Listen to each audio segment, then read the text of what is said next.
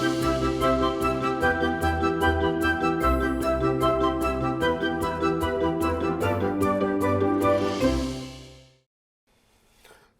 आभार, अभिनंदन, स्वागत आप सभी का। हेलो मनी 9, मेरा सवाल है मैं हूं विपुल सिंह। हफ्ते का पहला कारोबारी दिन और वीकेंड पे जो खबर निकल करके आई ईरान और इजराइल के बीच युद्ध को लेकर के, उसके चलते दुनिया भर के शेयर बाज़ारों में दबाव देखने को मिला और उसका असर भारतीय शेयर बाज़ार में भी देखने को मिला। और आज का जो इंट्राडे लो था वो 22,263 का देखने को मिला है, 22,351 ये मौजूदा स्तर है। तो निचले स्तरों से करीब करीब 100 अंकों की रिकवरी निफ्टी के अंदर आई है, लेकिन अभी भी 0.25% से ज़्यादा की गिरावट। एडवांस डिक्लाइन रेशियो अगर खाली निफ्टी की बात करें तो 50 में से 43 शेयर ऐसे हैं जो कि गिर के कामकाज कर रहे हैं। महज 7 शेयरों में इस समय बढ़त देखने को मिल रही है। और वहीं अगर हम बात करें पूरी एनएससी की तो 1975 शेयरों में गिरावट है और महज 479 शेयर ऐसे हैं जहां कि हम देख रहे हैं कि बढ़त देखने को मिल रही है। तो ये स्थिति इस समय बाज़ार के अंदर देखने को मिल रही है। हमारा जो इस बार का स्टॉक सेंट्रल था उसमें जब हमने ये बात, हमारे जो एक्सपर्ट थे उन्होंने ये बात कही थी कि बाज़ार में जो है एक बबल बनता हुआ दिखाई दे रहा है और यहाँ पर करेक्शन जो है वो देखने को मिल सकता है, ख़ासतौर से अंतर्राष्ट्रीय हालात को देखते हुए।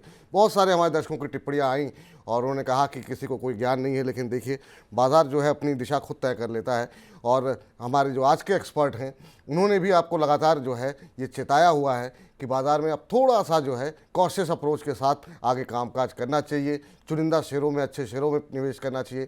तो सबसे पहले आप उनको रूबरू कराते हैं, बाज़ार में ऐसा कुछ एक्शन है नहीं। हालांकि आपको बता दें कि आज अच्छी रैली देखने को मिल रही है मेटल पैक के अंदर, तेल गैस शेयरों के अंदर, और इसके अलावा सभी सेक्टर इंडाइसेस जो है वो दबाव में कामकाज कर रहे हैं। क्या रणनीति होनी चाहिए इस बाज़ार में और क्या ये गिरावट और गहरा सकती है, इसी पर बातचीत करने के लिए हमारे साथ जुड़ चुके हैं डॉक्टर रवि सिंह जी, रेलिगेयर सिक्योरिटीज़ से। रवि सर, बहुत बहुत स्वागत सर आपका। पिछले हफ्ते जब हम लोग मिले थे तो आपने इस बात का इंडिकेशन दिए थे कि थोड़ा सा बाज़ार में जो है अब सतर्क रहने की आवश्यकता है, अलर्ट रहने की आवश्यकता है।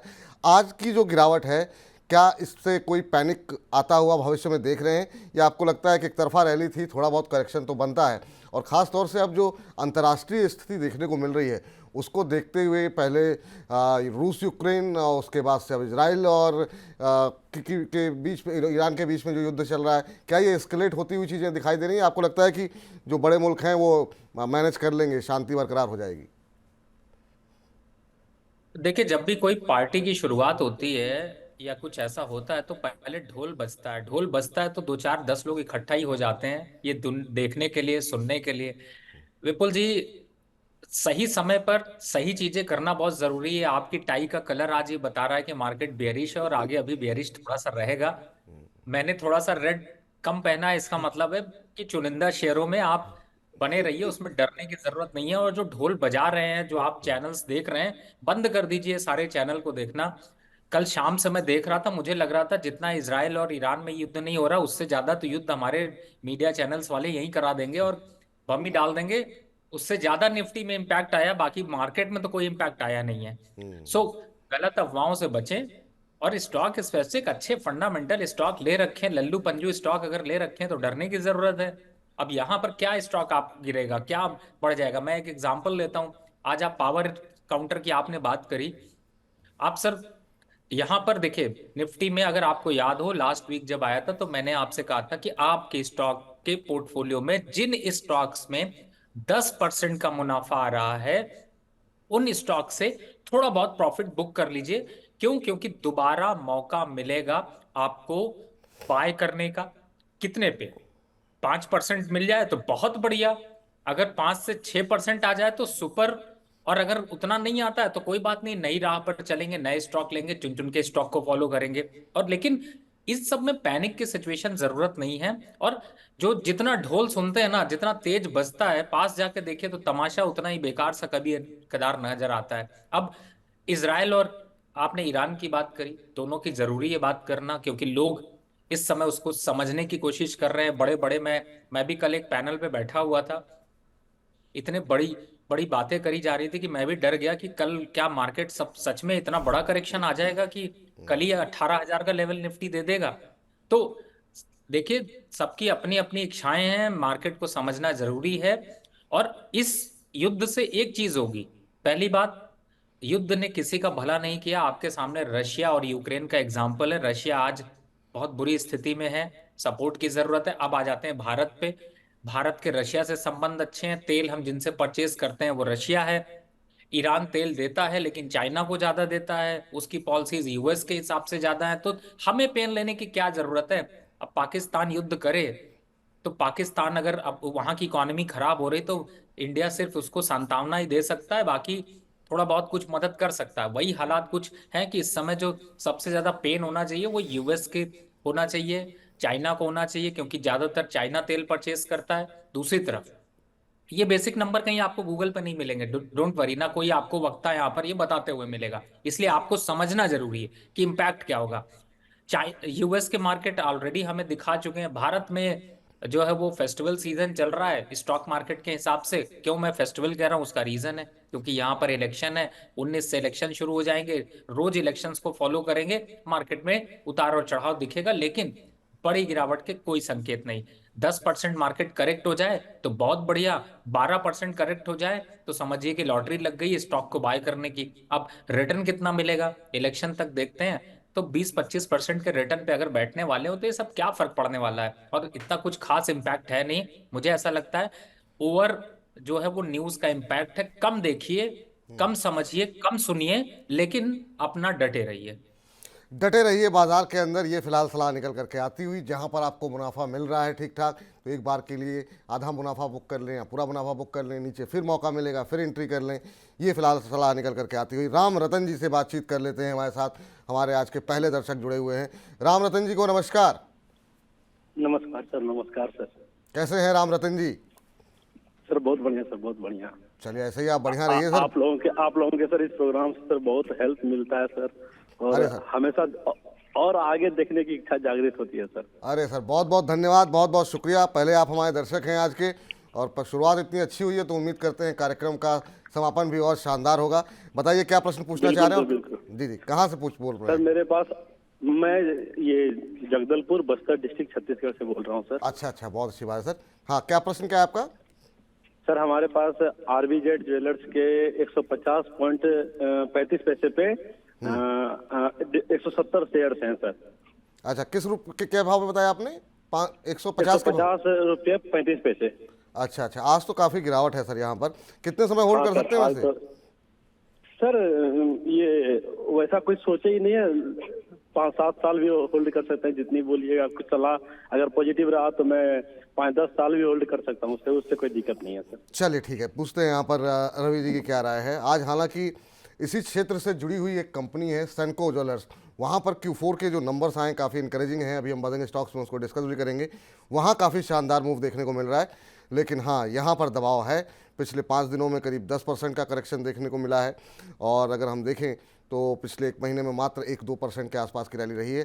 सर आज 5% नीचे है, क्या सलाह रहेगी? काफ़ी शानदार मूव देखने को मिला। हालांकि ये अच्छी बात है कि इनकी खरीद से ज़्यादा दूर नहीं है। 150 पे इन्होंने लिया है। आज की 5% की गिरावट के बावजूद 151-152 का लेवल बना हुआ है। आपकी सलाह क्या होगी? देखिए, आपने बताया मुझे 151 रुपए 35 पैसे की खरीद है, 151 रुपए 75 पैसे चल रहा है, और अभी इस स्टॉक में गिरावट के ही संकेत हैं ज्यादा। अभी 5 साल 10 साल भी खरीदना हो, रखना हो, तो सर ये वो स्टॉक नहीं है। मैं एकदम क्लियर कह रहा हूं आपसे। ये स्टॉक इसलिए नहीं है क्योंकि इतने बड़े फंडामेंटल नहीं है कि मुझे 10 साल तक मैं कहूं कि आप इसको रखिए। रखना है तो 10 साल की दमदार कंपनी को रखिए। फिलहाल इस स्टॉक से कर जाइए एग्जिट। अब आपको आज चूंकि 5% एक गिरा हुआ है, और इसी जगह पे एक 5% और एक शेयर गिरा हुआ है, जिसे कि आज शायद हो सकता है परचेस करने की राय लोग ना दे रहे हो, लेकिन आप यहां पर अगर देखेंगे तो मुझे ऐसा लगता है कि उसमें अपॉर्चुनिटी दिखाई देगी, और इन लेवल्स पर आपको थोड़ा सा अग्रेशन दिखाई देगा। वो है एनसीसी। इस समय अगर मैं देखता हूं तो एनसीसी यहां पर थोड़ा सा अच्छा, सॉरी एनबीसीसी इस समय थोड़ा सा ज्यादा अच्छा लग रहा है। और मुझे ऐसा लगता है कि 127 रुपए पे 5% गिरने के बाद 127 रुपए 10 पैसे पे ये अच्छे सपोर्ट पे खड़ा है। तो सर सलाह ये होगी कि आप यहां पर बदल लीजिए। गिरता ही काउंटर में गिरता ही स्टॉक उठवा रहा हूं, लेकिन इसको अगर 5-10 साल रख लेंगे ना तो ये मल्टी बैगर बन जाएगा, लेकिन वो नहीं बन पाएगा। एग्जिट कर लीजिए। निकल जाइए सर, आप बहुत ज़्यादा नुकसान में नहीं है, तो आपके लिए निकल जाने की ही सलाह रहेगी। तो ब्रेक इवन पे है, निकल जाइए और एनबीसीसी में आज जो गिरावट है उस गिरावट का फ़ायदा उठाइए और वहाँ पर आप एंट्री करते हैं और लंबी अवधि तक रुकते हैं तो काफ़ी अच्छे रिटर्न आपको मिलते हुए दिखाई देंगे। दीप्ति भारद्वाज जी ने कम से कम 50 बार अपना प्रश्न पूछा है। दीप्ति जी, आपको एक बार भी पूछेंगी तो आपका प्रश्न का उत्तर मिल जाएगा, लेकिन आपका सवाल ले लेते हैं। कह रहे हैं कि विपुल सर और रवि सर को मेरा राधे राधे। राधे राधे आपको भी। दो सवाल हैं, दोनों ही ऐसे शेयर हैं जो कि अक्सर चर्चाओं में हम डेली डिस्कशन में ला रहे हैं। एक है रेलवे का IRFC जो कि इनके पास 148.79 के भाव पर लिया हुआ है, और दूसरा है इनके पास NHPC जो कि इन्होंने 97 रुपये 42 पैसे के भाव पर लिया हुआ है। अब कह रही हैं क्या करना चाहिए, रुकना चाहिए, एग्जिट करना चाहिए, एवरेज करना चाहिए, अभी मेरी रणनीति क्या होनी चाहिए। IRFC की अगर बात करें तो अभी 140 के आसपास अब ये शेयर ट्रेड करता हुआ दिखाई दे रहा है। इनको 8-9 रुपये का वहाँ पर नुकसान हो रहा है। NHPC की बात करें तो यहाँ पर भी आज ठीक ठाक करेक्शन देखने को मिल रहा है, 2-2.5% नीचे है, 90 के आसपास। यहाँ पर भी 7 रुपये पर शेयर का नुकसान हो रहा है। इन दोनों पे ही काफ़ी सारे सवाल आते हैं सर, आपकी सलाह क्या होगी? देखिए, सलाह तो इसमें बड़ी कॉमन सी है और मैं यही कहूंगा आप लोगों से। देखिए, सबसे पहले ये समझिए कि मार्केट का ट्रेंड क्या है और फंडामेंटल स्टॉक कौन से अच्छे हैं जिनमें कि अग्रेशन बना हुआ है। पहले आपने IRFC की बात कर ली। देखिए, IRFC को हम लोग प्रॉफिट पहले भी कई बार बुक करने की राय दे चुका हूं और ये साफ साफ बताया हुआ कि 130-35 के आसपास आता है तो अग्रेशन वापस स्टार्ट होगा। लेकिन अभी चूंकि मार्केट का सेंटीमेंट जैसा दिखाई दे रहा है उसमें अगर मैं देखता हूं तो मुझे लगता है कि बेस्ट बाय 125 तक मिल सकता है। अगर मिलता है तो होल्ड करिए लंबे समय का मतलब है इलेक्शन हो जाने दीजिए, उसके बाद पॉलिसीज के बाद इस स्टॉक को हम शायद 180 रुपए वापस देखेंगे। तो मेरा सजेशन होगा कि पहले तो बने रहिए।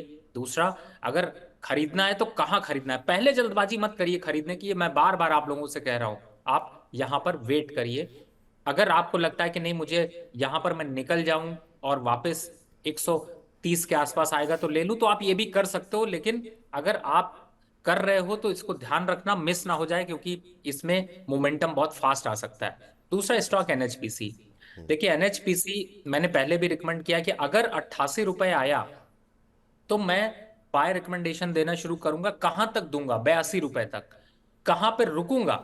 रुकने का जो साइन है वो रुकने का साइन है कि अब मुझे 110-120 का टारगेट पे पहले नहीं रुकना है। और रही बात डाउन साइड रिस्क की, एक ऐसा स्टॉक मार्केट में अवेलेबल, ये एक ऐसा स्टॉक अवेलेबल है जो कि डाउन साइड के रिस्क को एकदम प्रोटेक्ट करके रखता है। तो चॉइस आपकी है। अगर आप जॉबिंग के पर्पज से लेवल देख रहे हैं तो 95-96 के आसपास आता है, प्रॉफिट बुक कर लीजिए। 92 आए फिर पकड़ लीजिए। अगर आप इतनी एक्सरसाइज नहीं करना चाहते तो जम के बैठे रहिए। 110-120 के आसपास के लेवल्स आएंगे और जब वो टूट के निकलेंगे तो बहुत तेजी से अग्रेशन होगा, तब तक कोई रिस्क नहीं। चलिए, तो ये राय दोनों पे निकल करके आती हुई अनुज वर्मा जी का प्रश्न ले लेते हैं। कह रहे हैं Vipul sir and Ravi sir ji, good afternoon, very good afternoon sir. कह रहे हैं क्या अभी जिस भी शेयर में 50% से ज़्यादा प्रॉफिट है उसमें प्रॉफिट बुक करें या फिर अभी होल्ड करें? विपुल जी प्लीज़ टेक माय क्वेश्चन। ठीक है, बिल्कुल, अभी थोड़ी देर पहले ही आपने बताया सर कि अगर 10-20% भी मिल रहा हो तो प्रॉफिट बुक करना चाहिए, लेकिन कह रहे हैं कि अगर 50% तक मुनाफा मिल रहा है तो अभी क्या होल्ड करना चाहिए या फिर प्रॉफिट बुक करना चाहिए? बहुत अच्छा सवाल है और इसके माध्यम से मैं कहूंगा कि आपको एक कैलकुलेशन समझाता हूं। देखिए, जिन स्टॉक्स में आपको आपका 10% का प्रॉफिट है, फिर से सुन लीजिए, क्लियरली सुनिए, पेन पेपर नोट कर लीजिए, नहीं तो आप कैलकुलेशन भूल जाएंगे, थोड़ी सी कॉम्प्लिकेटेड लग सकती है। जिन स्टॉक में 10% का प्रॉफिट है और आपका एक्सपोजर पूरे स्टॉक मार्केट में यानी कि 5% है, उनमें 50% मुनाफा बुक कर लीजिए। फिर से मैं कैलकुलेशन बताऊं, जिन स्टॉक में 10% का प्रॉफिट आ रहा है और आपका एक्सपोजर यहां पर 5% है, 5% से अगर कम है तो आपको कुछ नहीं करना, लेकिन 5% है तो 50% यहां पर स्टॉक में मुनाफा बुक कर लीजिए। अब 50% अगर इसी नंबर पे 50% आते हैं तो आपके लिए सिंपल स्ट्रैटेजी है। अगर 50% कोई स्टॉक अप है और उसका एक्सपोजर हमारे पोर्टफोलियो में 5% से ऊपर है तो उसमें 70% प्रॉफिट बुक कर लीजिए। यानी कि 100 स्टॉक है तो 70 काट दीजिए, 30 ही पड़ा रहने दीजिए। अब अगर यही चीज मैं और आगे बढ़ाता हूं और ये कहता हूं कि अगर आपके पोर्टफोलियो में स्टॉक का वेटेज, मैं 5% बोल रहा हूं, अगर उससे ज्यादा है तो आपको जो करना है वो आपको पता है, इसीलिए कम में आ रहा हूं। अब अगर मान लीजिए किसी में आपको 100% का प्रॉफिट आ रहा है और आपका वेटेज 5% से के पास है तो 99% मैं यही कहूंगा कि आप पूरा प्रॉफिट बुक कर लीजिए। बहुत लंबे समय के लिए भी लिया हुआ है तो वेट कर लीजिए, 5-10% का करेक्शन मिलेगा तो ले लेंगे। तो ये सिचुएशन, ये फॉर्मूला आप सिंपल यूज कर लीजिए कि आपके पोर्टफोलियो में अगर 5% का वेटेज किसी भी स्टॉक में है तो आपको 50% के आसपास आपको मुनाफा बुक करना है। बहुत सिंपल स्ट्रैटेजी है, रॉकेट साइंस में मत जाइए। कोई कह देगा कि मेरा 10% का है, 25% का है, 30% का स्टेक है, तो भी तब तो क्लियरली काटना ही काटना है, आपको 70% काट देना है सौदा। ये सिचुएशन बना कर रखिए।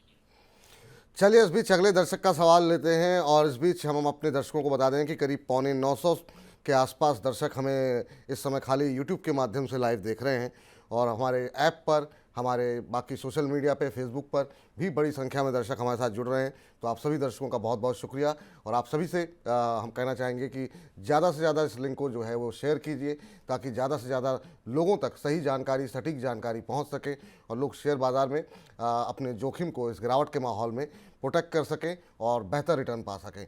तो आप सभी से निवेदन है कि अपने फैमिली के साथ, रिश्तेदारों के साथ, दोस्तों के साथ ज़्यादा से ज़्यादा जो है बड़ी संख्या में इसको अपने व्हाट्सएप ग्रुप में भी फॉरवर्ड करें।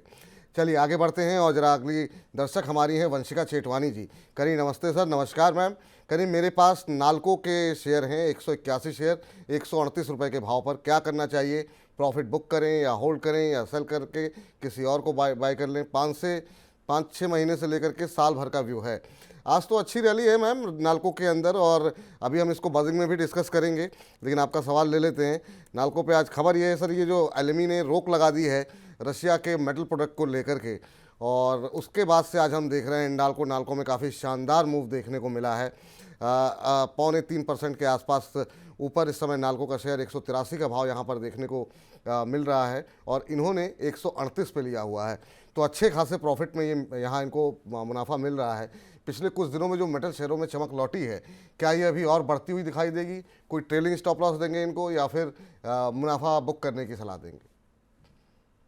देखिए विपुल जी, आपने दोनों आंसर दे दिए हैं। पहले बात है, ट्रेलिंग स्टॉप लॉस रखिए, यानी कि अब ये 178 के नीचे अगर क्लोज होता है तो आप इसमें 70% तक मुनाफा बुक कर लीजिए, लेकिन 30% मुनाफा बुक मत करिएगा, क्योंकि स्टॉक में ऐसा नहीं कि पूरा स्टॉक काट दिया अच्छा हो तो भी। और अब आते हैं कि आपको ऊपर कहाँ जाना है। अरे चलने दीजिए, अभी तो ये न्यूज आनी शुरू हुई है, पचते पचते 220 रुपए के लक्ष्य आ जाएंगे। तो मुझे ऐसा लगता है कि इस स्टॉक को बिल्कुल कंटिन्यू रखिए, और ये भी जल्दी से आप लोग व्हाट्सअप करिए। इसी व्हाट्सअप कह रहा हूँ मैं, आप लोग यूट्यूब के जो आप लोग टाइप कर रहे हैं उसमें ये भी डालिए कि इसकी बाय की रिकमेंडेशन कब दी थी। समझ लीजिए ये सवाल आपके लिए, क्योंकि चुन चुन के स्टॉक हो या फिर आपके इसकी चर्चा हो, इस स्टॉक की रिकमेंडेशन बहुत बेहतरीन जगह पे दी है विपुल जी। मुझे लगता है लोगों को आंसर करने देते हैं, आज मैं आंसर नहीं करता हूँ।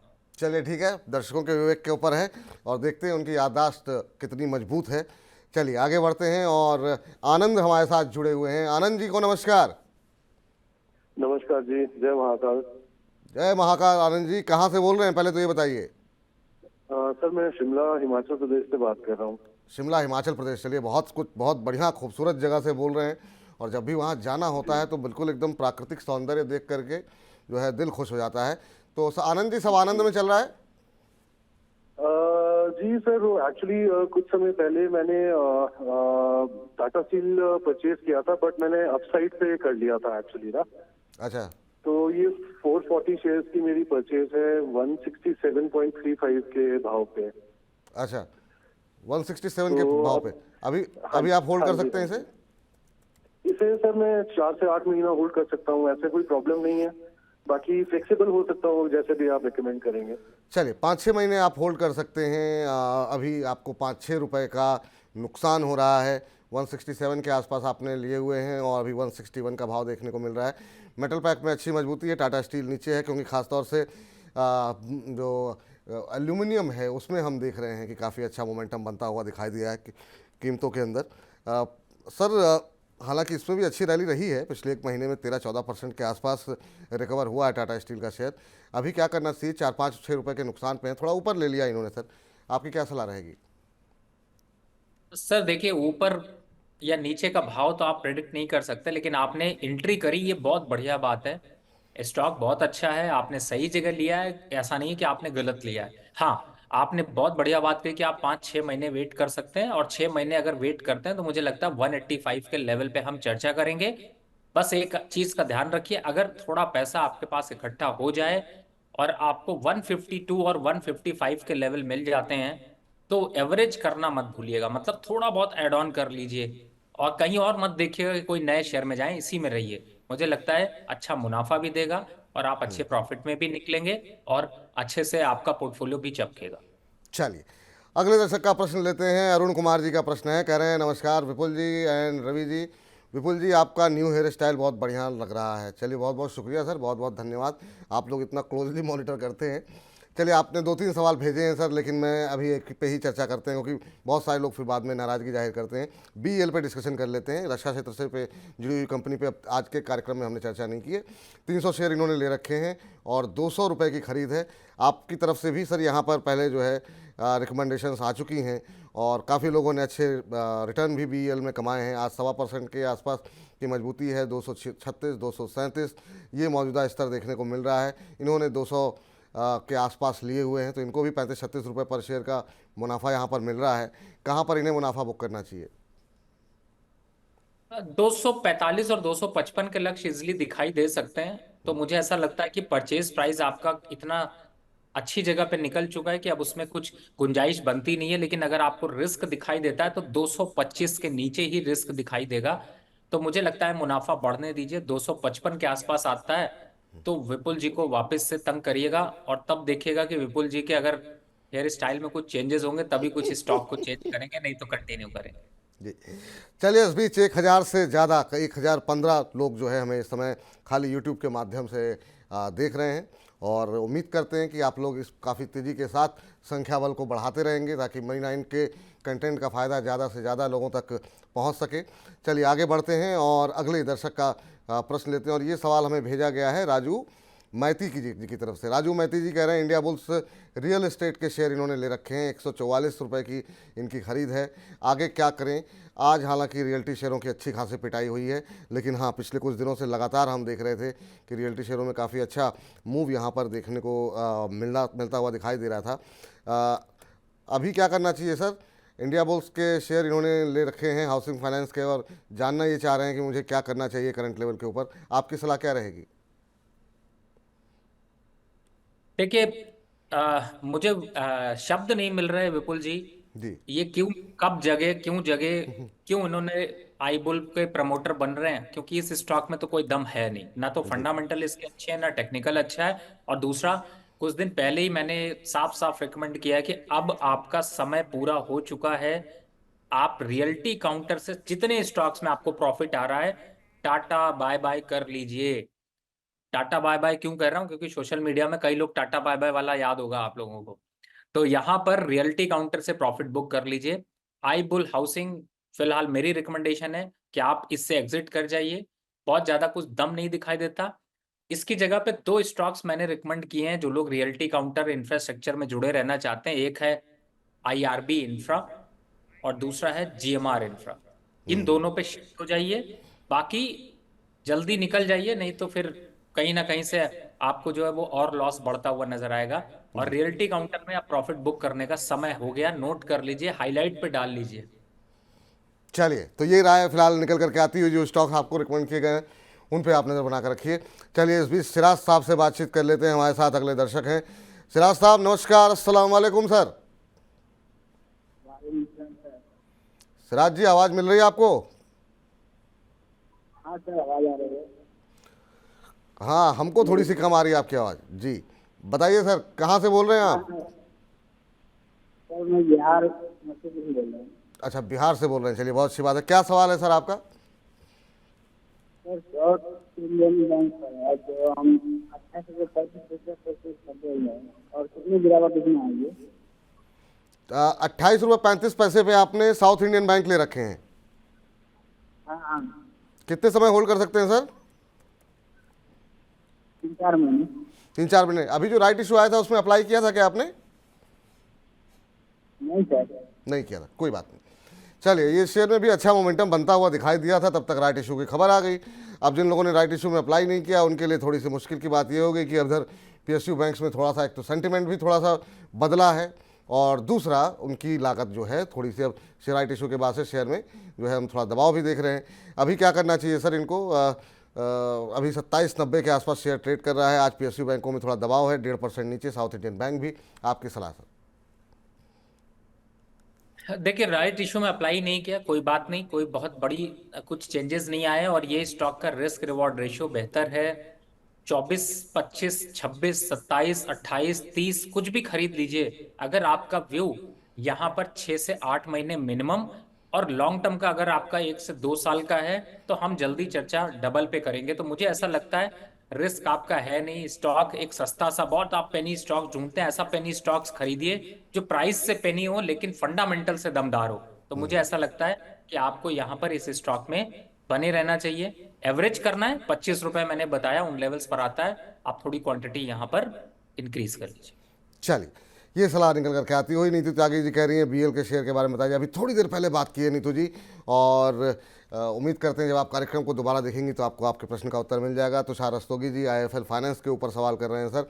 20 शेयर इन्होंने लिए हुए हैं आईएफएल फाइनेंस के और इनकी खरीद का भाव है 350 रुपये। अभी ये जानना चाह रहे हैं कि मुझे क्या करना चाहिए। अभी अगर हम देखें तो 430 रुपये का भाव यहाँ पर देखने को मिल रहा है, तो और इनकी खरीद का भाव 350 है, तो अच्छे खासे प्रॉफिट में है। यहाँ पर इनको अच्छा मुनाफा मिलता हुआ दिखाई दे रहा है और पिछले इस गिरते बाजार में भी शेयर 2% से ज़्यादा की मजबूती दिखा रहा है। अभी क्या सलाह रहेगी आपकी? पिछले एक महीने में करीब 16-17% की रैली देखने को मिली है इस शेयर के अंदर, इनको क्या करना चाहिए सर? सर आप लकी हैं, आपको मौका मिल रहा है। 600 रुपए के पास चल रहा था, चेंजेस काफी आए, वापस बॉटम आउट हुआ, स्टॉक 430 चल रहा है। बुक कर लीजिए, एक बार को यहाँ पर निकल जाइए, मुनाफा वसूल कर लीजिए। मुनाफा वसूली कर लीजिए सर। अच्छा खासा मुनाफा आपका बन रहा है, तो मुनाफा आपका बना रहे, यही हम चाहते हैं। इस बीच जो है एक दर्शक हमारे साथ प्रतीक अग्रवाल जी हैं, उनका प्रश्न ले लेते हैं। और इनका प्रश्न है यहाँ पर, कह रहे हैं कि राम राम विपुल जी। राम राम आपको भी। कह रहे हैं जन स्मॉल फाइनेंस बैंक इन्होंने लिया हुआ है 435 पे। फ्यूचर के टारगेट के लिए ज़रा हमको बता दीजिए। कह रहे हैं ये 3 से 4 महीने का नज़रिया इनका यहाँ पर है। अभी अगर हम देखें तो जना का जो भाव देखने को मिल रहा है वो देखने को मिल रहा है 441 रुपये का। आज ऑलमोस्ट फ्लैट ट्रेड करते हुए ये शेयर कामकाज कर रहा है। 435 पे सर इन्होंने ख़रीदा हुआ था और 441 का भाव है, तो 5-6 रुपये इन्हें यहाँ पर मिल रहे हैं। अब भविष्य का लक्ष्य जानना चाह रहे हैं क्या होना चाहिए। पिछले 5 दिन में 5-6% करेक्ट हो चुका है शेयर, अभी क्या स्ट्रेटजी होनी चाहिए सर? देखिए, फिलहाल तो फाइनेंस के जितने भी शेयर हैं, मुझे ऐसा लगता है कि थोड़ा सा रुक कर और थोड़ा सा सही समय पर यहाँ पर निवेश करिए, क्योंकि अभी के हिसाब से यहाँ पर ऐसे स्टॉक्स नहीं हैं जिनमें कि आप मुझे ऐसा लगता है कि लंबे समय के लिए यहाँ पर निवेश कर पाए। तो थोड़ा सा वेट एंड वॉच की पॉलिसी रखनी चाहिए। हाँ, अगर अच्छे स्टॉक्स खरीदेंगे तो ज़्यादा अच्छा है, लेकिन अभी फिलहाल थोड़ा सा समय दे दीजिए। और मुझे ऐसा लगता है कि 2 से 3 वीक तक देखते हैं, नहीं तो फिर वापस एक बार क्वेश्चन पूछिएगा, फिर यहाँ पर चेंज करेंगे। जी चलिए, इस बीच मिराज हुसैन साहब की टिप्पणी आई है। हुसैन साहब कह रहे हैं sir my name is Miraj Hussain, मैं कानपुर से हूँ। चलिए, बहुत अच्छी बात है सर। कानपुर जो है अक्सर मेरा जाना आना होता है, बहुत अच्छी जगह है। कह रहे हैं आपका चैनल हम लोगों के लिए एक अल्लाह की तरफ से दी हुई रहमत के समान है। अल्लाह आप दोनों शेरों को सलामत रखे, हम छोटे इन्वेस्टर के मसीहा हो आप। सर आपने तो इतना भावुक कर दिया, इतनी अच्छी टिप्पणी आपने की है, बहुत बहुत शुक्रिया सर, बहुत बहुत धन्यवाद इस प्रेम, इस भरोसे के लिए। उम्मीद करते हैं कि कभी आपको निराशा नहीं मिलेगी। एक हमारे दर्शक हैं डोगो के नाम से, इन्होंने अपनी आईडी बनाई हुई है और एक डॉगी की फ़ोटो भी लगा रखी है इन्होंने। नाम भी लिख लिया कीजिए सर, तो आसानी होती। कह रहे हैं इरेडा के ऊपर इनका प्रश्न है। 167 पे इन्होंने लिए हुए हैं, 180 शेयर हैं इनके पास।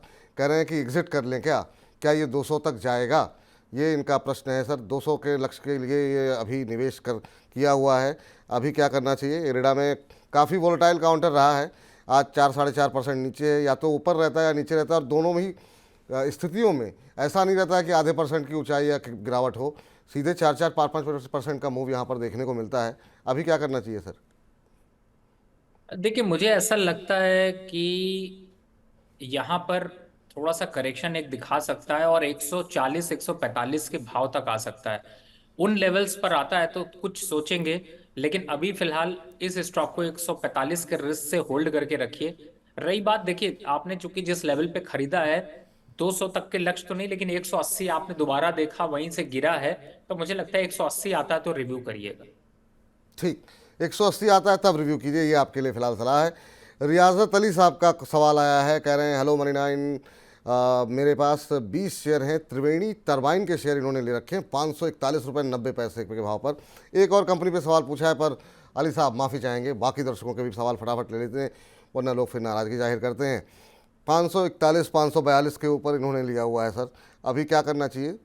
त्रिवेणी टरबाइन अगर अभी हम देखें कि क्या स्थिति देखने को मिल रही है, तो अभी जो भाव देखने को मिल रहा है वो 1% नीचे है, 540 के आसपास से शेयर चल रहा है। कुछ दिन पहले यहाँ पे कुछ खबरें भी आई थी, उसके चलते मोमेंटम बना था यहाँ पर, और पिछले एक महीने में 14-15% के आसपास का रिटर्न आता हुआ दिखाई दिया है।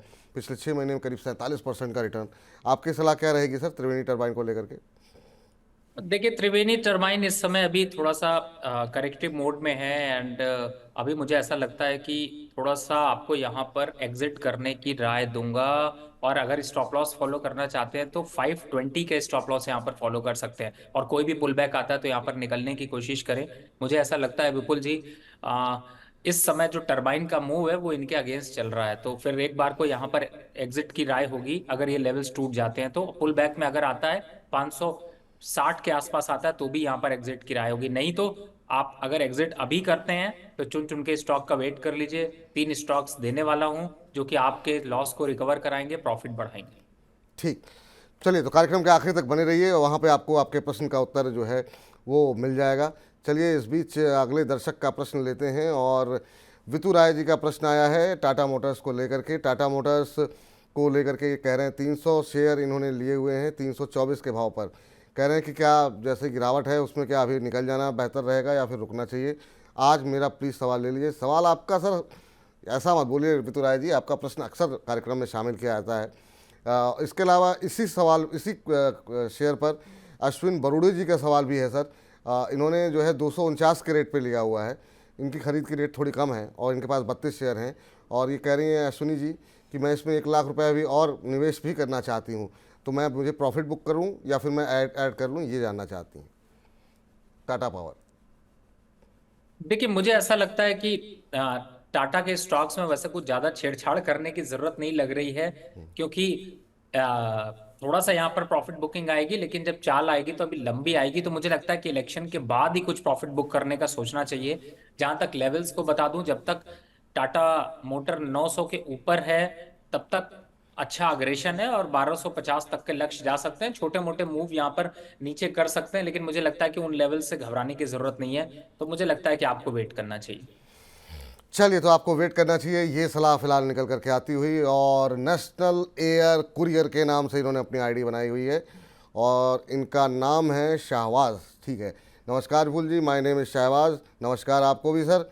इनके पास पीएफसी के शेयर इन्होंने शाहवाज साहब ने ले रखे हैं, 35 शेयर इनके पास हैं पीएफसी के, और 372 रुपये के भाव पर इन्होंने लिए हुए हैं। माफ़ कीजिएगा। और कह रहे हैं भविष्य का लक्ष्य यहाँ पर क्या हो सकता है, 2 से 3 साल का इनका नज़रिया है। सर नज़रिया तो ठीक है, लेकिन आपने किस भाव पर लिए? अच्छा, लिखा हुआ 372, ठीक है। पीएफसी के अगर हम शेयर पे भी नज़र डालें तो यहाँ पर हम देख रहे हैं कि अच्छे रिटर्न यहाँ पर भी आते हुए दिखाई दिए थे सर, लेकिन उसके बाद से जो पीएसयू शेयरों की बिकवाली हुई उसमें भी यहाँ पर दबाव देखने को मिला है। आज 2% के आसपास की गिरावट यहाँ पर देखने को ज़रूर मिल रही है, लेकिन पिछले 6 महीने में 56-57% का रिटर्न यहाँ पर आता हुआ दिखाई दिया है। पूरे साल की बात करें तो करीब करीब 200% का रिटर्न यहाँ पर आता हुआ दिखाई दिया। ये भी अच्छे प्रॉफिट में है, 372 की खरीद है इनकी, और नज़रिया अभी 2-3 साल का है। बिल्कुल रखना चाहिए, मल्टी बैगर स्टॉक है, कुछ करेक्शन आता है तो ऐड कर लीजिए। 350 के नीचे स्टॉक जाने वाला नहीं है। आपके बाइंग प्राइस से अभी तो काफी ऊपर है, लेकिन मैं ये नहीं कहूंगा कि आप यहाँ पर प्रॉफिट बुक कर लेना। ये छोटे मोटे मूव को देख करके घबराएं। एवरेज करना है, कुछ और उठाना है तो बिल्कुल 380 के पास भी आप यहाँ पर थोड़ा सा और उठा सकते हैं, जो अभी 395 चल रहा है। स्टार्टिंग आप 390 से ही खरीदने की कर सकते हैं। मुझे लगता है बिल्कुल होल्ड करके रखना चाहिए। 3 साल के नजरिए पे 750 से 800 के लेवल यहाँ पर दिखाई देंगे, तो मल्टी बैगर तो होगा ही होगा। तो मुझे लगता है बिल्कुल होल्ड करना चाहिए। होल्ड करना चाहिए सर, ये आपके लिए फिलहाल सलाह निकल करके यहाँ पर आ रही है। और इस बीच हमारे साथ अगले दर्शक भी जुड़ चुके हैं, उनसे बातचीत करते हैं। प्रशांत जी हमारे साथ मौजूद हैं। प्रशांत जी को नमस्कार। जी नमस्कार सर। नमस्कार, कैसे हैं सर आप? मेरे पास जी बढ़िया हूँ सर। चलिए। मैं आपका बस डेली का वो व्यूअर हूँ बस। अरे सर, बहुत बहुत शुक्रिया कि आप कार्यक्रम देखते हैं डेली। कैसे लग रहे हैं वैसे मणिनारायण के कार्यक्रम आपको? जी बहुत अच्छा लगता है। चलिए सर, थैंक अब यू। एक और जी। वो वीवर है, सॉरी, एक वाक्य आईपीओ वाला भी देखते हैं हम। अच्छा अच्छा, बॉस थैंक यू सर। इसी कार्यक्रम का हिस्सा वो भी है। आज हालांकि वो सेगमेंट हम नहीं लेके आ रहे हैं क्योंकि अभी थोड़ा सा समय है वोडाफोन के एफपीओ को खुलने में। तो हम कल जो है कल से चर्चा उस पर शुरू करेंगे। हालांकि हमने काफ़ी डिटेल में चर्चा जो है फ्राइडे को की हुई है, और अगर किसी को समझना हो तो वो जा करके देख भी सकता है वोडाफोन आइडिया पे कि जो एफपीओ पे क्या राय एक्सपर्ट्स की निकल करके आ रही है। आज क्या सवाल है सर आपका? जी टाटा पावर लिया है मैंने 404 पे 70 शेयर। टाटा पावर पे अभी तो चर्चा हुई, चलिए ठीक है, एक बार फिर से दोहरा देते हैं। सर टाटा पावर पे अगर अपना व्यू आप इनको बता दें एक बार फिर से।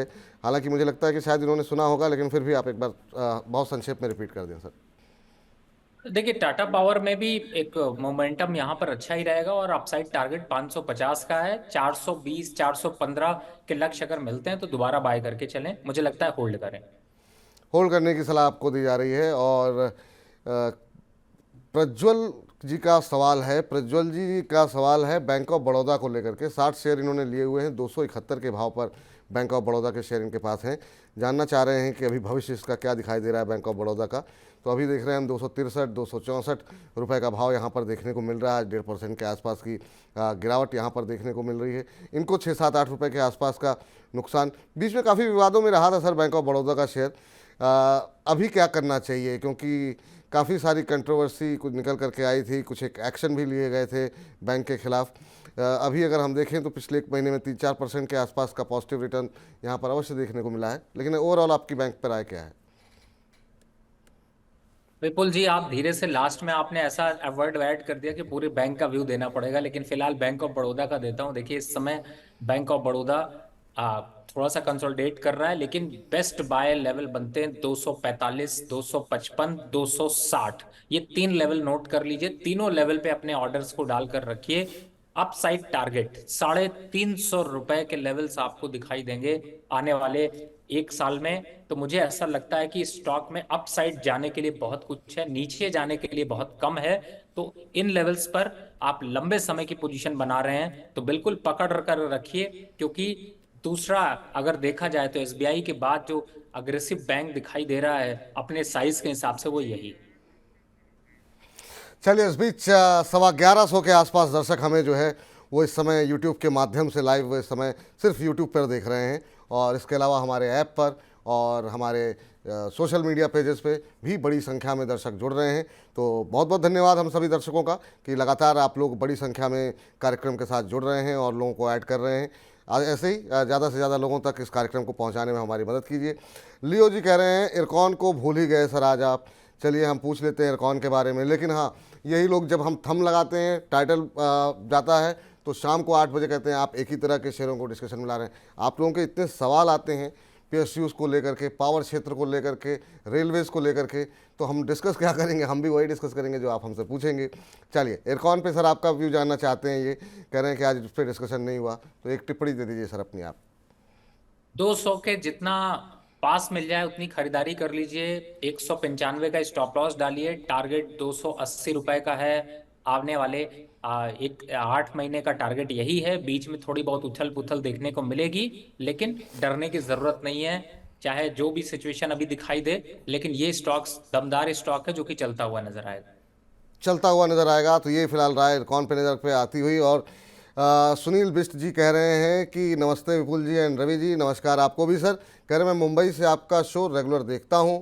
मुझे रेलवे और बैंकिंग सेक्टर में 2 कंपनीज बता दीजिए लंबी अवधि के निवेश के लिए।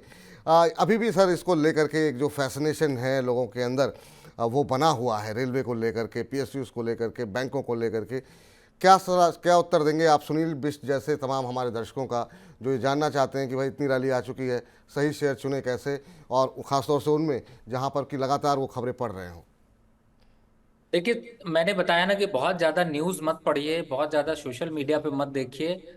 जितनी ज्यादा ढोल बजती है, उस शोर जितना ज्यादा होता है, तमाशे में उतना कम मजा आता है। और इस समय न्यूज का कुछ ऐसा ही हाल है। मेरी बात मानिए, यहाँ पर स्टॉक्स जो आपको बाय करने उसके लिए मैंने ऑप्शन दे दिया। बैंकिंग काउंटर से bank of Baroda, central bank, IOB, मैंने पूरी लिस्ट आपकी जारी करी है। इनफैक्ट चुन चुन के स्टॉक्स में भी उन स्टॉक्स की चर्चा बहुत करी है। प्लीज जाकर एक बार यूट्यूब पे या ऐप पे मनी9 के आप उन स्टॉक्स की लिस्ट देखेंगे, जिसमें कि आपको पता चल जाएगा। लेकिन फिर भी ये स्टॉक्स हैं। दूसरा, रेलवे के स्टॉक्स की बात कर रहे हैं, मैं रेलवे के स्टॉक्स एक बार रिपीट वापस कर देता हूं, क्योंकि लिस्ट लंबी है और अच्छे स्टॉक्स की यहाँ पर एकोमुलेशन करने की जरूरत है। पहला, राइट्स में घबराने की जरूरत नहीं है। आज जरूर यहाँ पर 4% गिरा है, लेकिन जैसे ही 630 के 40 के पास आएगा, अट्रैक्शन आ जाएगा। इरकॉन अभी मैंने बताया 200 के जितना पास मिले लीजिए। आरवीएनएल जितना 240 और 235 के बीच मिलता है लीजिए। आईआरएफसी जितना 126 से 136 के बीच में मिलता है लीजिए।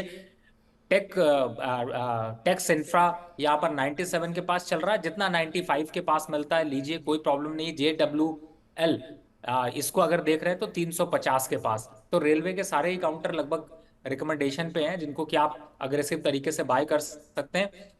और मुझे ऐसा लगता है, बार बार आप लोग जो कहते हैं कि हम एक ही टाइप के स्टॉक्स की चर्चा करते हैं, सवाल आपके ही हैं, जिनके जवाब बार बार जो है वो मैं वही देता हूं कि जब कहां पर क्या करना चाहिए उस बात को जरा ध्यान दें। और अब आ जाते हैं, आपको ये भी मैं बता देता हूं कि किन स्टॉक्स की मैं चर्चा क्यों नहीं करना चाहता। क्योंकि उन स्टॉक्स में आप जब भी मैं चर्चा करूंगा आप फंस जाएंगे, और फंस जाएंगे फिर आप दोष देंगे कि हमको तो आपने बाय का रिकमेंडेशन दिया था, मार्केट सब रिवर्ट कर गया, लेकिन हम इससे बच नहीं पाए। तो उन स्टॉक्स की चर्चा में अगर मैं जाता हूं तो मुझे लिस्ट लंबी दिखाई देती है, लेकिन विपुल जी हमें समय नहीं देते हैं, और इसी वजह से कहीं ना नहीं कहीं नहीं, से आप थोड़ा सा। बोलिए सर, आप बोलिए जी सर। देखिए, अभी हमने बात करी थी कि आपको प्रॉपर्टी काउंटर से दूर रहना है। प्रॉपर्टी काउंटर में सबसे बड़ा जो बोला था वो था आई बुल, जिससे कि आपको दूरी बनाकर रखनी है। यहाँ पर गोदरेज प्रॉपर्टीज और इन सबसे थोड़ी सी आपको दूरी बनाकर रखनी है। और आज का जो मोमेंटम है, इसमें कुछ स्टॉक्स जो आप लोग पेनी स्टॉक समझ के आप लोग परचेज कर लेते हैं, उनसे भी दूरी बनाकर रखिए। जैसे कि मैं आपको बता देता हूं, बहुत से लोग आज फोकस कर रहे होंगे यहाँ पर। एक आपने सद्भाव देखा होगा, 32 रुपए का शेयर है, पूरी तरह से डाउनवर्ड चैनल पे है, मत बाय करिएगा। SPSRC यहाँ पर ये भी पूरी तरह से डाउनवर्ड चैनल पे, मत बाय करिएगा। MEP 9 रुपए का शेयर चल रहा है, ये जल्दी 3 रुपए रह जाएगा, मत बाय करिएगा, दूर रहिएगा। मैं आज ये चर्चा नहीं कर रहा क्या खरीदना है, बचाने की कोशिश कर रहा हूं कि जो आप देखते हैं ना कि इन तरीके के स्टॉक्स को बाय करना है, उन स्टॉक से यहाँ पर थोड़ी सी दूरी बनाकर रखिए। एक इलेक्ट्रा ग्रीन है जिससे बड़ी चर्चा होती है, मुझे लगता है अभी 1752 के पास चल रहा है, मत बाय करिएगा। इसमें भी करेक्शन यहाँ पर अभी बड़ा दिखाई दे सकता है। और चीनी शुगर में स्टॉक्स में बात करें तो बजाज हिंद थोड़ा सा 28 रुपए तक दिखा सकता है, लंबा करेक्शन तो नहीं है। और सबसे बड़ा मैं आपको बताऊं, यहाँ पर जो करेक्शन है, जो स्टॉक्स अच्छे नहीं है, जिनकी चर्चा आजकल वापस आपने देखी होगी अग्रेशन में दिखाई देती है, वो है IT काउंटर। कितना भी रिजल्ट अपना पॉजिटिव दे लें, कुछ भी कर लें, कल मैं आपको बताऊं कि मैं 2 दिन पहले अभी TCS के रिजल्ट देखा, और आपको अगर याद हो तो मैं पिछले 6 महीने से मैंने कोई IT काउंटर कभी बाय नहीं दिया है, खास तौर से कैप्टन्स को तो बिल्कुल बाय नहीं दिया। और कल मैं जब सोशल मीडिया थोड़ा सा देख रहा था, तो क्या रिजल्ट है, डबल रिजल्ट है, बढ़ा देंगे स्टॉक। आज देखिए गिरा हुआ है ना 1.5%, वेट करिए, मार्केट अच्छी हो या बुरी हो, ये अभी 1.5% से अभी 5%, 10% गिर जाएगा। IT स्टॉक्स मत बाय करिएगा। ये जो कट है, प्लीज इसी कट को आप लोग और शेयर कर लीजिए, जिससे लोग बच सकें कि क्या नहीं करना। तो इन शेयरों से बनानी है आपको दूरी, ये फिलहाल राय आप लोगों के लिए निकल करके आती हुई। एक आध सवाल और लेते हैं, फिर बजिंग स्टॉक्स का रुख करते हैं फटाफट जो है, क्योंकि काफ़ी ज़्यादा समय हो गया है। दुष्यंत पाठक जी कह रहे हैं कि लेवल सबके निकलेंगे, लेकिन निकलेंगे उसी के जो खड़ा रहेगा। तो इस तरह की भी टिप्पणी लोगों को मोटिवेट करने के लिए लोग यहाँ पर कर रहे हैं कि भाव अब मिलेंगे, लेकिन यह है उसके लिए आपको बाज़ार में बने रहना पड़ेगा। चलिए आगे बढ़ते हैं और एकलव्य जी का सवाल ले लेते हैं। और चलिए, एकलव्य जी का सवाल, हार्डविन के नाम से कंपनी है सर, कह रहे हैं कि मैं नियमित रूप से, मैं CEO हूँ और बिग फ़ैन हूँ रवि जी का, और उनसे एक दिन मिलने के मेरी प्रयास रहेगा। और उन्होंने कहा हार्डविन के 100 शेयर इन्होंने लिए हुए हैं, 35 रुपये के भाव पर लिए हुए हैं, और मैं हमेशा वेट करता हूँ मंडे के सेशन का। वो आपसे ही पूछना चाहते हैं कि क्या रणनीति होनी चाहिए उनकी। अभी अगर हम देखें तो जो भाव यहाँ पर हार्डविन पे देखने को मिल रहा है वो देखने को मिल रहा है 33 रुपये के आसपास। इन्होंने ख़रीदा है 35 रुपये के आसपास। अभी इनके लिए जानना ये चाह रहे हैं कि क्या करना चाहिए। आज करीब 1.5-2% नीचे है। पिछले एक महीने में 1.25% का नेगेटिव रिटर्न दिया है, 6 महीने में 16% का नेगेटिव रिटर्न दिया है हार्डविन इंडिया ने, और पूरे साल में 2% का नेगेटिव रिटर्न। मुझे समझ में नहीं आ रहा है, जब आप रवि जी के इतने बड़े प्रशंसक हैं और उनको डेली सुनते हैं, मंडे को सुनते हैं, तो फिर आप पूरे साल भर में एक ऐसे शेयर में दांव लगा करके बैठे हुए हैं जहां आपको नुकसान हो रहा है, जबकि इसी कार्यक्रम के चुन चुन के सेगमेंट में बहुत सारे शेयर ऐसे रहे हैं जिन्होंने काफ़ी शानदार मूव दिया है, 40-40, 50-50, 60-60% तक के रिटर्न आते हुए दिखाई दिए। रवि सर, आपका कमेंट। देखिए, मुझे लगता है विपुल जी आपने बहुत अच्छे से बता दिया है। मुझे ऐसा लगता है कि इस स्टॉक में लंबे समय तक नहीं रखना चाहिए। हाँ, इस स्टॉक के रेट के पास अभी हमने एक स्टॉक की चर्चा करी थी जो उससे सस्ता मिल रहा है, वो है साउथ इंडियन बैंक। मुझे लगता है वो ज्यादा अच्छे स्ट्रांग फंडामेंटल है। और एक बात और सर, जो आप धीरे से देख रहे हो, इसकी लिक्विडिटी में भी थोड़ा सा इश्यू रहता है। कई बार ऐसा होगा कि आप स्टॉक निकालने जाएंगे तो मुझे लगता है कि उतने स्टॉक्स निकल नहीं पाएंगे।